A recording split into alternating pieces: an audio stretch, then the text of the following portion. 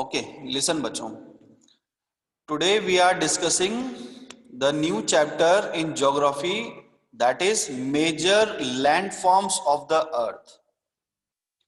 अब इसके पहले वाले चैप्टर में बेटा हमने पढ़ा था major domains of the earth, है ना. डोमेन्स का मतलब होता है कि अर्थ के किस हिस्से में क्या चीज है, यानी कि किन से वो मिलकर बना है, उसके किस पार्ट में हार्ड सरफेस है, कहां पर एयर है, कहां पर वाटर है, और किस पार्ट को हम क्या कहते हैं.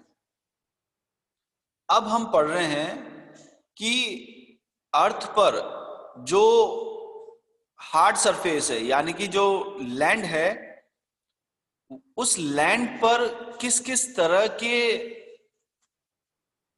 हमें फीचर्स देखने को मिलते हैं. जैसे कहीं पर हमें माउंटेन्स मिलते हैं बेटा, कहीं पर पहाड़ होते हैं, कहीं पर वैलीज यानी कि खाई होती है बहुत गहरी गहरी, कहीं पर प्लेन्स यानी कि खुले मैदान रहते हैं. तो इन सारी बातों से हमने क्या सीखा कि जो अर्थ है, जो उसका अर्थ का स्ट्रक्चर है, वो अनइवन है. यानी कि इवन यानी कि एक समान, और अनइवन मतलब जब समानता नहीं हो. समानता कैसे नहीं है? कहीं पर तो बहुत ऊंचे ऊंचे पहाड़ है, कहीं पर गहरी खाई है, कहीं पर प्लेन मैदान आ गया. तो इस अनइवननेस फीचर को ही कहा जाता है बेटा लैंडफॉर्म्स. यही तो चैप्टर का नाम है कि major landforms of the earth. तो लैंडफॉर्म्स मतलब क्या? लैंडफॉर्म्स का मतलब होगा कि जब अर्थ का जो सरफेस है वो अनइवन हो, है ना. मैं एक स्लाइड शेयर करता हूं आप लोगों के साथ, जिससे आप समझ पाएंगे. ये देखिए, the variations in the lithosphere और the surface of the earth are known as landforms. यानी कि जो ये चैप्टर का नाम है हमारा मेजर लैंडफॉर्म्स, इस लैंडफॉर्म शब्द का अर्थ क्या है? तो इसका मीनिंग ये है कि जो हमारी अर्थ पर जो सॉलिड पोर्शन है, जो ठोस सरफेस है, जिसे हम लिथोस्फीयर कहते हैं, उसमें इवन नहीं है बेटा. वो समान नहीं है, सब जगह पर एक जैसा नहीं है. कहीं पर ऊंचाई है, कहीं पर गहराई है, कहीं पर प्लेन मैदान है. और इसी वेरिएशन को ही, यानी कि ये जो वेरिएशन कहां पर आ रहा है? लिथोस्फीयर. लिथोस्फीयर कहां पर है? अर्थ की सरफेस पर है. तो इसी वेरिएशन को कहा जाता है लैंडफॉर्म्स. ठीक है. अब अगला क्वेश्चन आता है कि ऐसे लैंडफॉर्म्स क्यों बने हैं? ये कहीं पर पहाड़ है और कहीं पर खाई है और कहीं पर प्लेन मैदान है, ऐसे कैसे हो गया? तो इसके लिए दो प्रोसेस रेस्पॉन्सिबल हैं.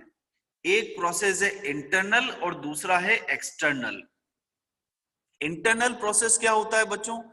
जब अर्थ के अंदर, यानी कि अर्थ क्रस्ट, सबसे ऊपर सरफेस को हम क्रस्ट कहते हैं, उसके अंदर होता है मेंटल.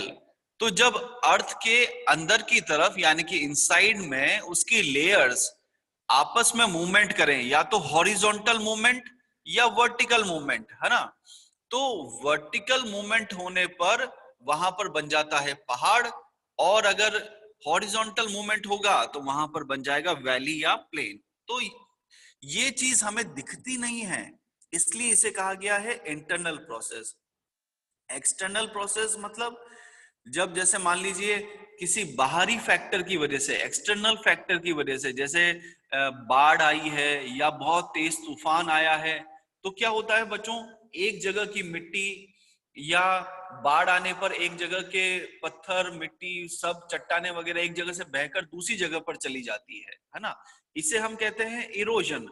तो एक साल, 2 साल, कई सालों के बाद में जब एक जगह पर, जहां से मिट्टी, पानी, पत्थर ये बहकर चले गए हैं और दूसरी जगह पर जाकर डिपॉजिट हो गए हैं, तो जहां से वो हटे हैं उसे तो कहा जाएगा इरोजन, और जहां पर जाकर वो जमा हो गए हैं उसे कहा जाएगा डिपोजिशन.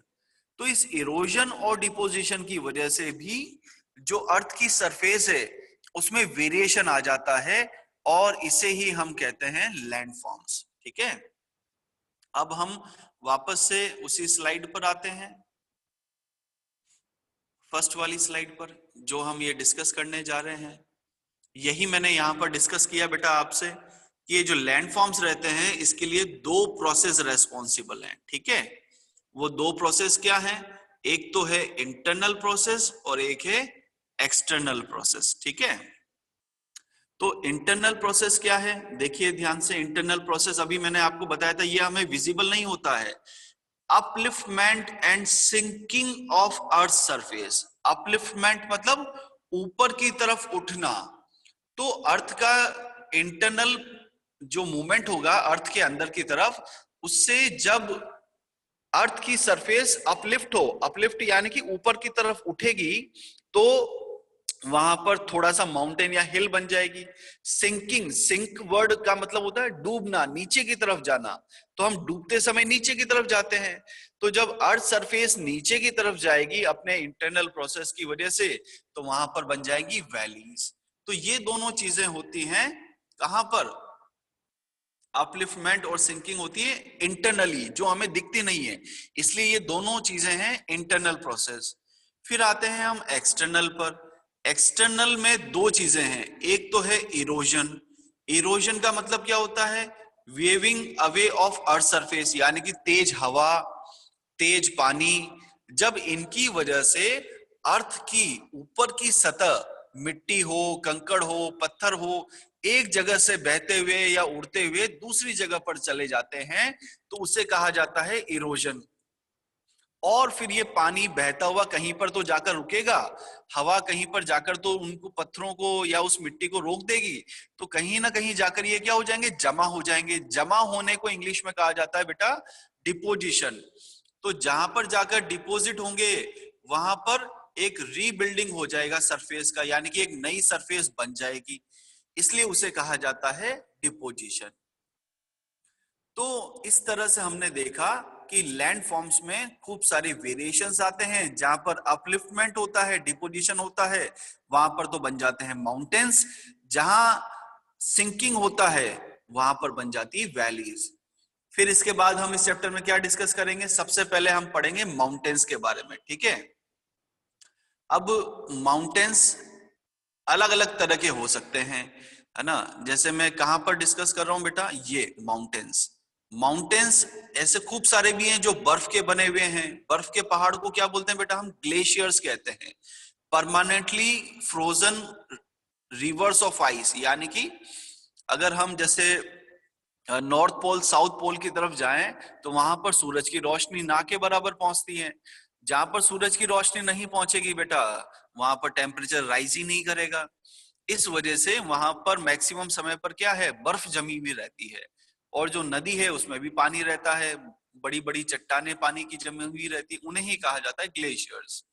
इसके अलावा माउंटेन्स और किस फॉर्म में होते हैं? रेंज की फॉर्म में होते हैं। ये लिखा हुआ रेंज। रेंज क्या होता है? जब खूब सारे माउंटेन्स एक श्रृंखला में, एक सीरीज में जमे हुए रहते हैं। सीरीज क्या होती है? एक के बाद एक अगर माउंटेन्स एक लाइन में जमे हुए रहते हैं, तो उस माउंटेन सीरीज को कहा जाता है बेटा रेंज, है ना? इसके एग्जाम्पल हो गए जैसे अरावली, है ना, विंध्यास। अरावली और विंध्यास भारत में वो माउंटेन रेंज है जो एक ही सीरीज में अरेंज है। और विंध्यास रेंज के बारे में एक इंटरेस्टिंग फैक्ट बताना चाहूंगा कि विंध्यास रेंज वो रेंज है, वो माउंटेन रेंज है जो हमारे भारत को नॉर्थ और साउथ इंडिया को डिवाइड करती है। यानी कि ये एकदम मिडिल से पास ऑन होती है विंध्यास माउंटेन रेंज भारत के। और उसके एक तरफ तो है नॉर्थ इंडिया और एक तरफ है साउथ इंडिया। फिर और कौन से माउंटेन्स होते हैं? तो यहां पर बता रखा है कि माउंटेन्स थ्री टाइप्स के होते हैं। ठीक है, एक है, पहला है फोल्ड माउंटेन्स। ठीक है, फोल्ड माउंटेन्स क्या होंगे? फोल्ड माउंटेन्स मतलब अगर अर्थ के इंटरनल प्रोसेस की वजह से दो लेयर्स आपस में कोलाइड होते हुए एक के ऊपर एक अरेंज हो जाए। ठीक है, यानी कि जैसे अगर हम दो हाथ की हथेलियों को लेंगे बेटा, अ,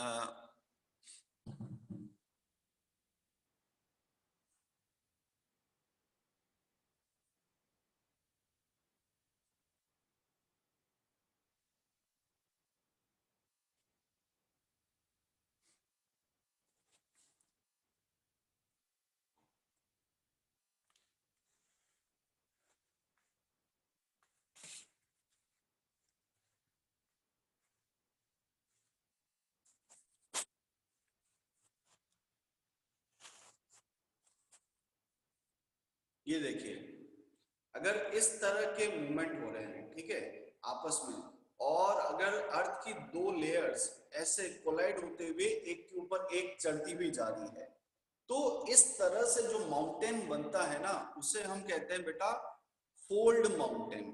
ठीक है, क्या कहते हैं हम? फोल्ड माउंटेन, क्योंकि एक लेयर दूसरी लेयर से क्या हो गई है? फोल्ड हो गई है।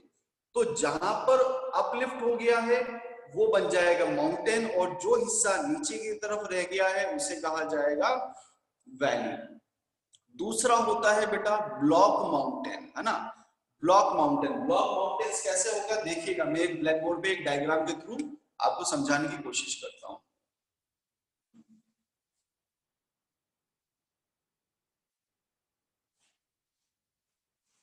मान लीजिए एक लेयर ये है और एक लेयर ये है, ठीक है, ये दो दो अर्थ की दो लेयर्स बनाई है मैंने सामने।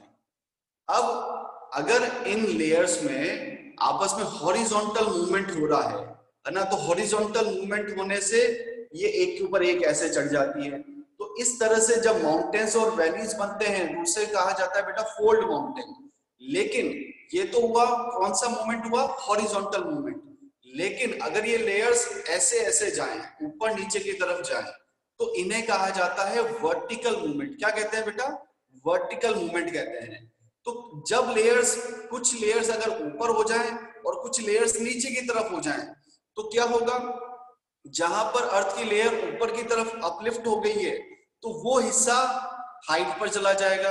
अर्थ का जो लेयर नीचे की तरफ चली गई है वो हिस्सा वैली बन जाएगा, यानी कि जो अपलिफ्ट हुआ है वो तो बन जाएगा माउंटेन, वहां पर पहाड़ बन जाएगा, और जो हिस्सा नीचे की तरफ गया है वहां पर बन जाएगा वैली।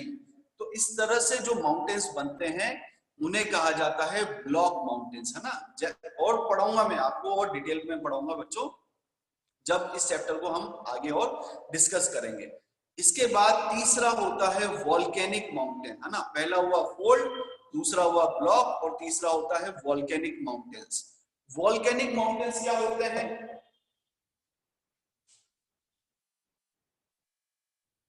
अर्थ के सरफेस में, जैसे मान लीजिए अर्थ का सरफेस है, तो यहां पर जो रॉक्स होती है ना बेटा, जो चट्टाने होती हैं, वो क्या है? बहुत मॉल्टन फॉर्म में रहती हैं। मॉल्टन मतलब पिघले हुए फॉर्म में रहती हैं, है ना। तो अर्थ के अंदर कई बार क्या होता है? बहुत ज्यादा टेम्परेचर होता है।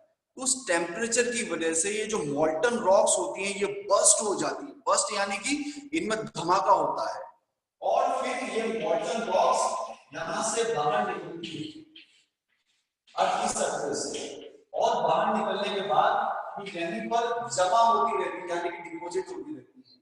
फिर कुछ सालों के बाद में वापस से अगर वाटर रॉक्स इकट्ठी होंगी, वापस से हीट की वजह से टेम्परेचर जनरेट होगा, तो फिर वापस से ये पिघलेगा और इसी के ऊपर डिपॉजिट हो जाएगा। तो इस तरह से डिपोजिशन, है ना, ये जो मॉल्टन रॉक्स है इन्हें ही कहा जाता है लावा। तो ये जब लावा बाहर निकलकर सालों के बाद में एक दूसरे के ऊपर डिपॉजिट होता होता होता हजारों सालों में एक माउंटेन को जनरेट कर देता है। तो इस मॉल्टन रॉक्स या इस लावा की वजह से जो माउंटेन्स जनरेट होते हैं उन्हें कहा जाता है बच्चों वॉल्केनिक माउंटेन्स। ठीक है, I hope you all have understood this.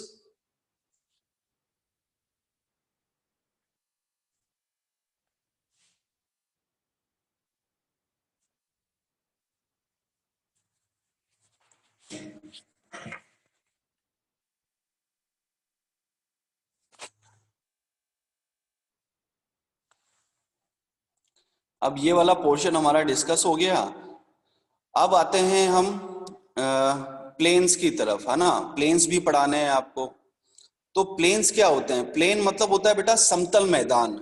तो अब माउंटेन्स में बेटा रहना आसान नहीं होता है ना, क्योंकि माउंटेन्स में ना तो हमें एग्रीकल्चर करने के लिए फ्लैट सरफेस मिलती है ना, ना वहां पर ट्रांसपोर्टेशन आसान रहता है, और ना वहां पर दूसरी जो सुविधाएं होती है, जो फैसिलिटीज होती हैं, वो भी अरेंज नहीं हो पाती है। इसलिए प्लेन्स पर ज्यादातर लोग रहना पसंद करते हैं, है ना। एक और रीजन होता है प्लेन्स का, कि प्लेन में ज्यादातर लोग इसलिए रहते हैं क्योंकि प्लेन्स बनते हैं नदी की मिट्टी से, है ना। यानी कि वहां आसपास नदी होती है, फिर उस नदी की वजह से घास के मैदान बनते हैं, फिर वहीं पर कैटल्स वगैरह भी उनके रखना भी उनको आसान रहता है, और वहीं पर लोग रहना भी पसंद करते हैं। क्यों? क्योंकि प्लेन्स की जो जगह होती है उससे काफी ज्यादा फर्टाइल माना जाता है। फर्टाइल मतलब उपजाऊ। तो जो जमीन फर्टाइल होगी वहां पर एग्रीकल्चर करना भी आसान होगा, मकान बनाना भी आसान होगा, खेती करना आसान होगा, ट्रांसपोर्टेशन आसान होगा, बिजली पहुंचाना आसान होगा। इसलिए जो माउंटेन्स होते हैं ना बेटा, वो होते हैं लीस्ट पॉपुलेटेड, यानी कि सबसे कम लोग माउंटेन में रहना पसंद करते हैं, और सबसे ज्यादा यानी कि डेंसली पॉपुलेटेड होते हैं प्लेन्स। ठीक है। इसके बाद इस चैप्टर के एंड में मैं आपको सिखाऊंगा प्लेट्यूज के बारे में। अब माउंटेन्स और प्लेट्यूज में क्या डिफरेंस है, देखो ये रहा बेटा माउंटेन्स, है ना।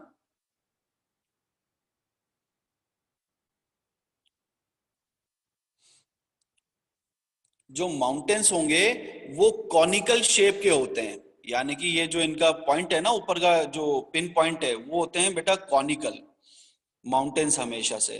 और जो प्लेट्यूज रहते हैं, ये देखिए,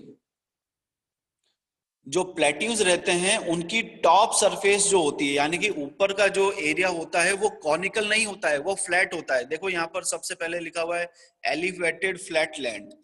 तो माउंटेन्स और प्लेट्यूज में क्या डिफरेंस हुआ? माउंटेन्स और प्लेट्यूज में डिफरेंस हुआ कि माउंटेन्स का जो टॉप होगा वो रहता है कॉनिकल, और प्लेट्यूज का जो टॉप रहता है वो फ्लैट रहता है। यानी कि जैसे टेबल होती है ना हमारी, टेबल जिस पर हम पढ़ाई करते हैं, उस टेबल की शेप की तरह रहता है प्लेट्यूज का टॉप।